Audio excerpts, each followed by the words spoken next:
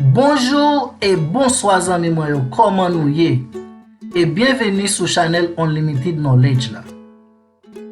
Aujourd'hui dans cette vidéo, nous allons faire un tour sur la carte mère de l'ordinateur.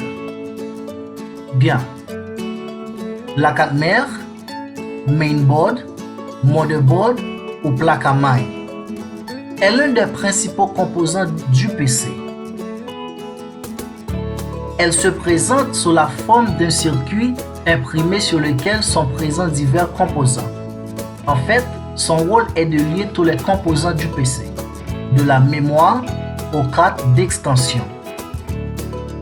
Une carte mère comporte toujours les éléments suivants: un chipset, un BIOS, une horloge interne gérée par une pile lorsque le PC est éteint, un bus système, chemin reliant le processeur à la mémoire vive sur la carte mère.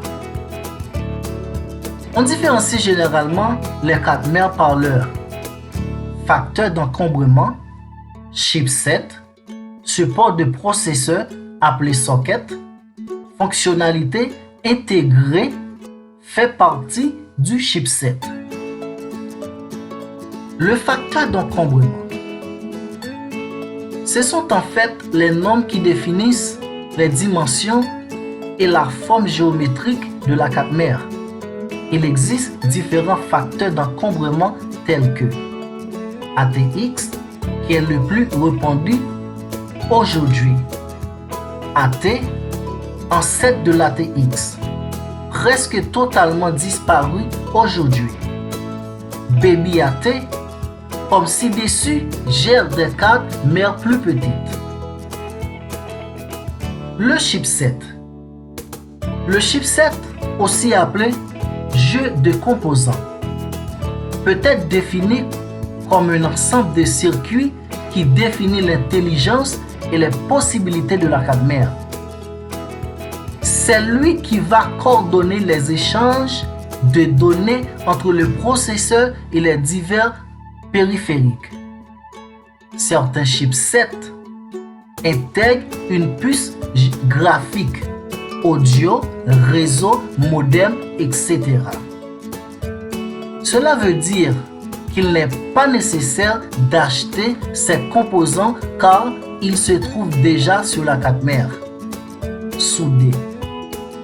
Toutefois, mieux vaut désactiver ces composants généralement peu performants et en installer de véritables. Voici un diagramme d'un chipset. On y distingue le pont nord et le pont sud. Le pont nord s'occupe d'interfacer le microprocesseur avec les périphériques rapides, mémoire et carte graphique, nécessitant une bande passant élevée, alors que le pont sud s'occupe d'interfacer le microprocesseur avec les périphériques plus lents, disque dur, CD-ROM, lecteur de disquette, réseau, etc. C'est également le chipset qui permet de bénéficier de fonctions très intéressantes qui ne sont pas disponibles sur tous les chipsets. Voici quelques fonctions intéressantes: le SATA, RAID, le NC-Key, l'USBD, etc. Le BIOS.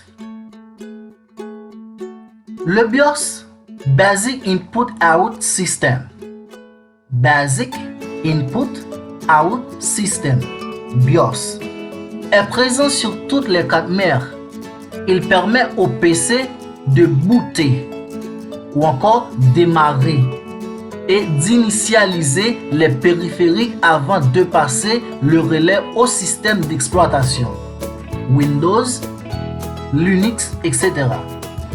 Le BIOS est généralement situé dans une puce programmable d'EEPROM, qui est une mémoire morte, effaçable et reprogrammable.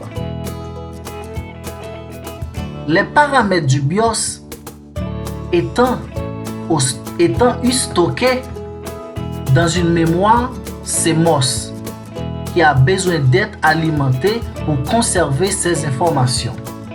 C'est pourquoi une pile plate figure sur la 4 mères.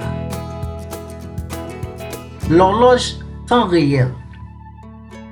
C'est un circuit chargé de la synchronisation des signaux du système. Elle est constituée d'un cristal qui, en vibrant, donne des impulsions afin de cadencer le système. On appelle fréquence d'horloge le nombre de vibrations du cristal par seconde.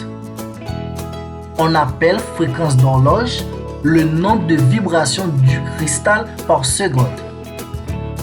Plus la fréquence est élevée, plus le système pourra traiter d'informations. Cette fréquence se mesure en mégahertz. Un mégahertz équivaut à 1 million d'opérations par seconde. Ciao, on se voit à la prochaine.